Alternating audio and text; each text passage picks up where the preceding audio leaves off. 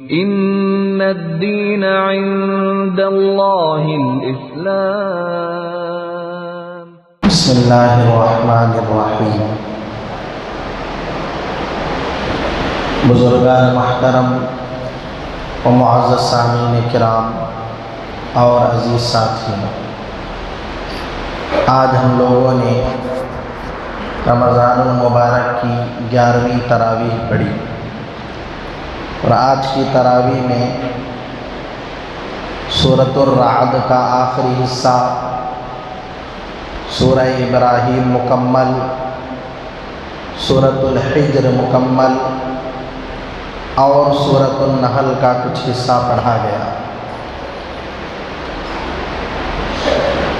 اور یہ تینوں صورتیں مکی ہیں، ہجرت سے پہلے نازل ہوئی ہیں۔ پہلی سورت سورہ ابراہیم،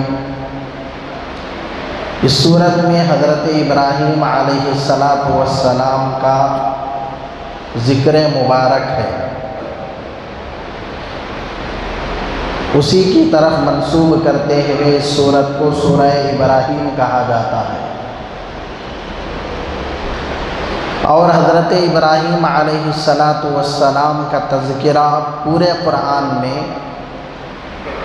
60 پر 9 جگہ آیا ہے، 70 کو ایک کم، 60 پر 9 جگہ حضرت ابراہیم کا تذکرہ آیا ہے۔ اور آپ بڑے جلیل القدر اور بڑے ہی عظیم الشان نبی تھے، بلکہ آپ کو ابو الانبیاء کہا جاتا ہے، نبیوں کا باپ۔ میں نے کل بھی کہا تھا، شاید حضرت ابراہیم علیہ السلام کے 2 بیٹے حضرت اسحاق اور حضرت اسماعیل۔ حضرت اسحاق علیہ السلام کی نسل میں بنی اسرائیل کے سارے انبیاء پیدا ہوئے۔ ایک روایت میں آتا ہے حضرت اسحاق کی نسل میں 4000 انبیاء پیدا ہوئے۔ کتنے انبیاء؟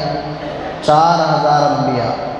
اور حضرت اسماعیل کی نسل میں میرے اور آپ کے آقا سرکار دو عالم جناب محمد الرسول اللہ صلی اللہ علیہ وسلم پیدا ہوئے۔ تو گویا کہ آپ نبیوں کے باپ ہیں، ابو الانبیاء ہیں، اور قیامت کے دن آپ کو اسی لقب سے پکارا جائے گا کہ انبیاء کے باپ کہاں ہیں؟ ابو الانبیاء۔ انبیاء کے باپ کہاں ہیں؟ حضرت ابراہیم کو۔ اور اس کے علاوہ اللہ نے آپ کو ایک لقب دیا، خلیل اللہ، اللہ کا دوست۔ خلیل اللہ، اللہ کا دوست۔ دنیا ہی میں اللہ نے آپ کو یہ لقب دے دیا کہ ابراہیم علیہ السلام میرے خلیل ہیں۔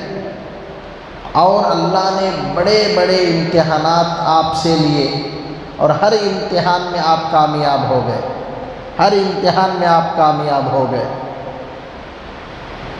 تو حضرت ابراہیم علیہ السلام کی طرف نسبت کرتے ہوئے یہ سورت ہے، سورہ ابراہیم، اور آپ کا واقعہ قصہ اس کے اندر بیان کیا گیا ہے۔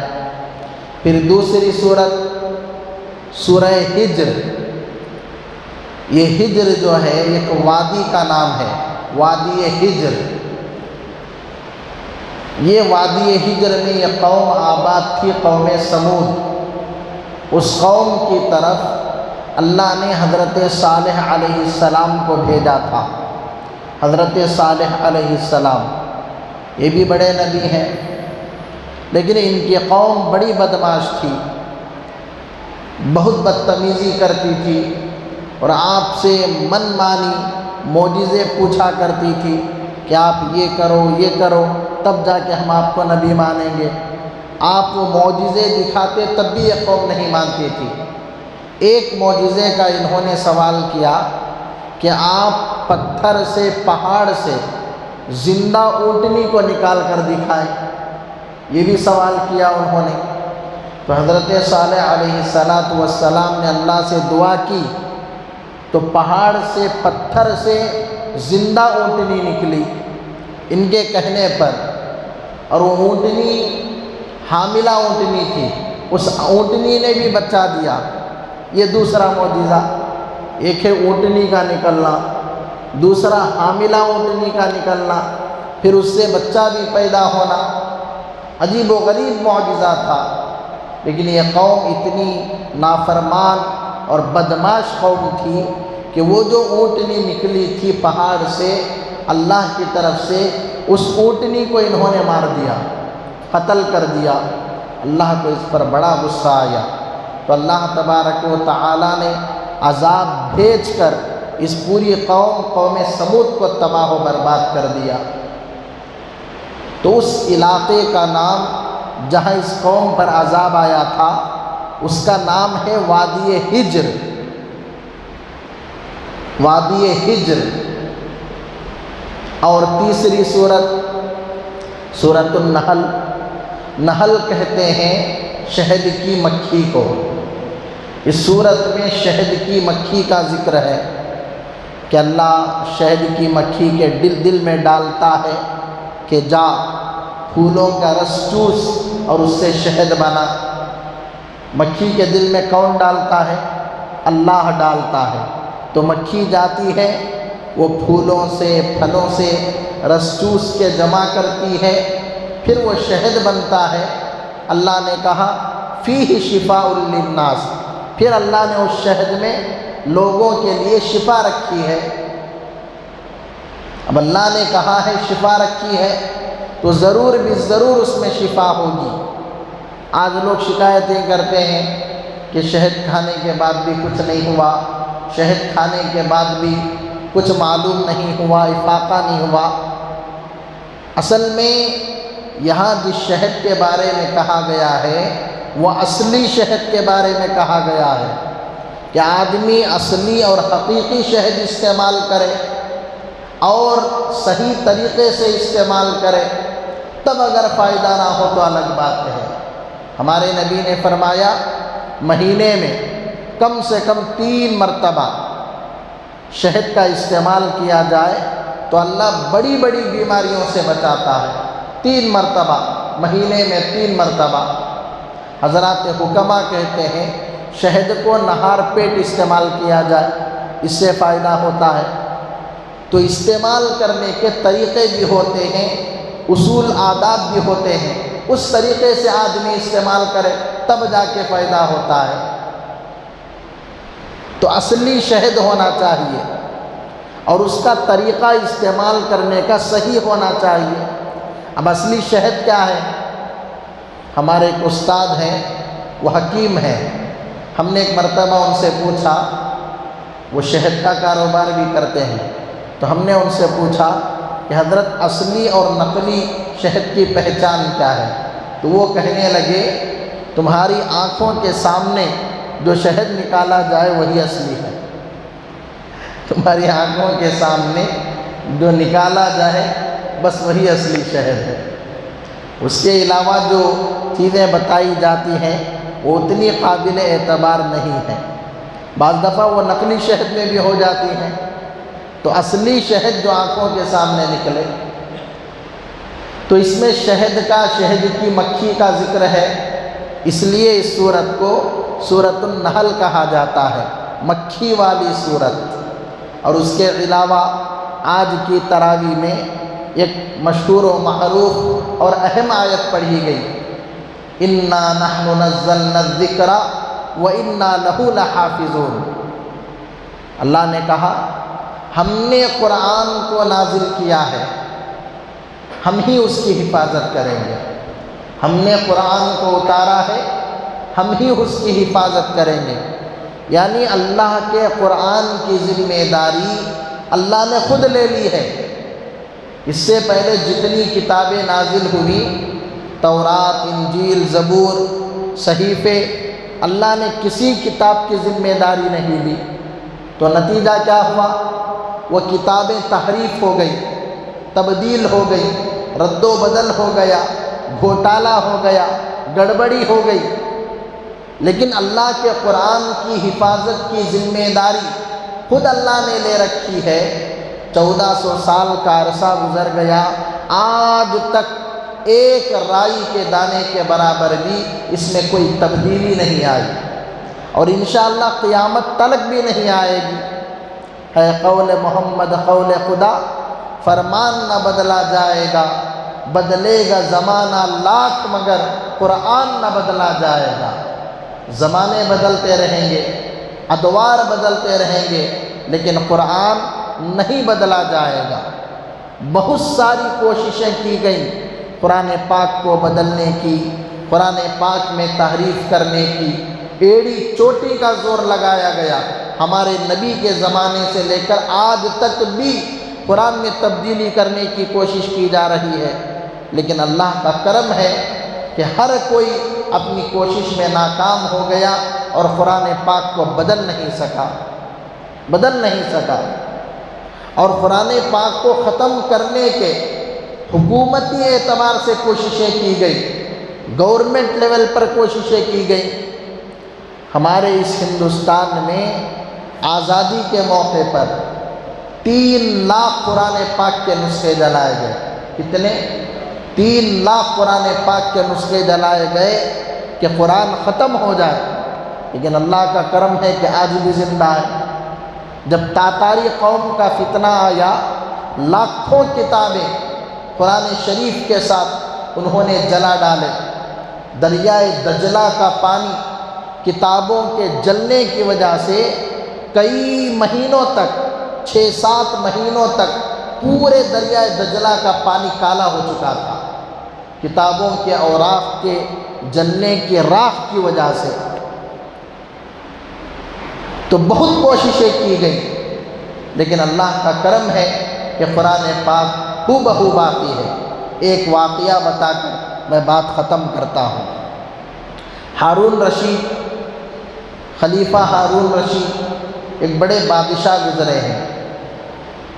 خلیفہ ہارون رشید کو علم سے بڑی محبت تھی، تو خلیفہ ہارون رشید سال میں 1 مرتبہ ہر مذہب کے بڑے بڑے علماء کو جمع کرتے اپنے دربار میں، عیسائیت کے، یہودیت کے، دیگر مذاہب کے اور مسلمانوں کے بڑے بڑے علماء کو جمع کرتے، اور ان کا کام کیا تھا کہ ہر مذہب کا بڑا عالم اپنے مذہب کا تعارف پیش کرے، اپنے مذہب کے بارے میں بتائے دلائل کی روشنی میں۔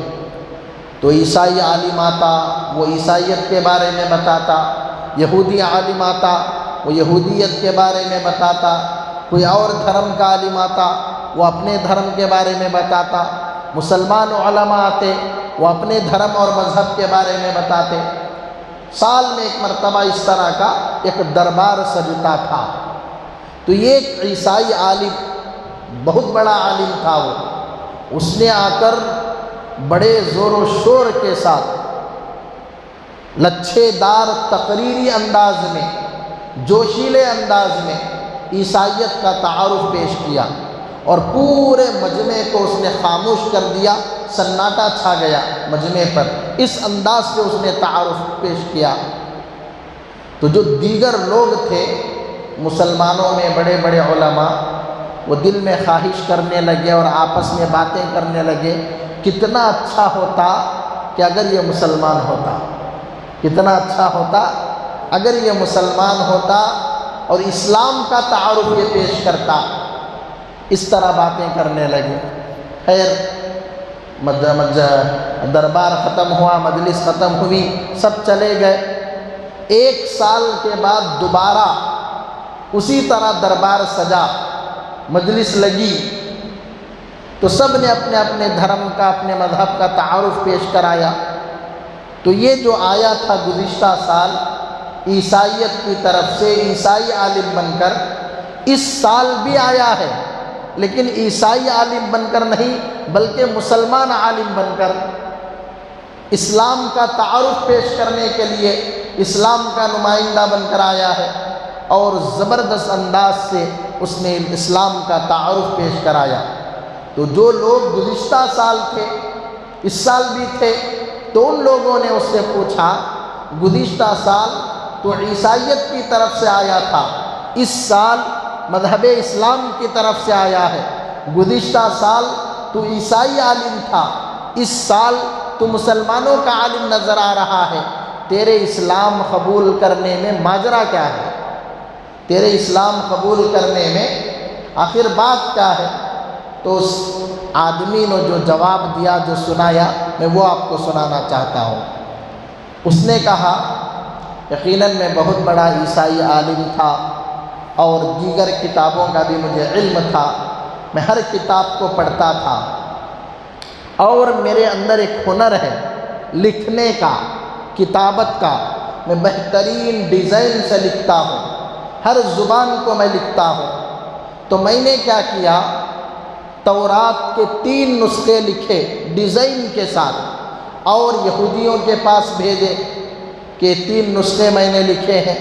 انہوں نے دیکھ کر خوشی کا اظہار کیا، اپنے معبد خانوں میں انہوں نے اسے رکھ لیا۔ پھر 3 نسخے انجیل کے، بائبل کے میں نے لکھے ڈیزائن کے ساتھ اور اسے بھی میں نے چرچوں میں، کلیساؤں میں بھیج دیا۔ انہوں نے دیکھ کر خوشی کا اظہار کیا اور اپنے پاس رکھ لیا۔ پھر میں نے قرآن پاک کے بھی 3 نسخے لکھے بہترین ڈیزائن کے ساتھ، مسلمانوں کے علماء کو میں نے پیش کیا کہ میں نے یہ لکھے ہیں۔ تو ان علماء نے کہا کہ پہلے ہم اسے چیک کریں گے پھر اسے قبول کریں گے، پہلے ہم اسے دیکھیں گے پھر اپنی مسجدوں میں، مدرسوں میں رکھیں گے۔ تو ان علماء نے قرآن پاک کو دیکھا۔ میں نے کیا کیا تھا، ہر کتاب کے اندر کچھ نہ کچھ گڑبڑی کی تھی اپنی طرف سے، میں نے تورات میں بھی کی، انجیل میں بھی کی، لیکن ان لوگوں نے کوئی جو ہے چیک نہیں کیا اور کوئی انہوں نے مواخذہ نہیں کیا۔ میں نے قرآن پاک کے 3 نسخوں کے اندر بھی تھوڑا تبدیلی کر دی۔ اب مسلمانوں کے علماء نے بیٹھ کر اسے دیکھا، پرکھا، جانچا، حفاظ کو بٹھا کر، تو دیکھا کہ ان تینوں قرآنوں میں غلطیاں ہیں۔ تو ان علماء نے واپس کر دیا کہ ان نسخوں کے اندر غلطیاں ہیں، تحریف ہے، ہم اسے قبول نہیں کرتے۔ بس یہ بات میرے دل پر ایک بجلی بن کر گری، میں نے اسلام قبول کر لیا کہ میں نے کوشش کی اور میں قرآن کو بدل نہیں سکا۔ واقعتاً یہ سچا مذہب ہے۔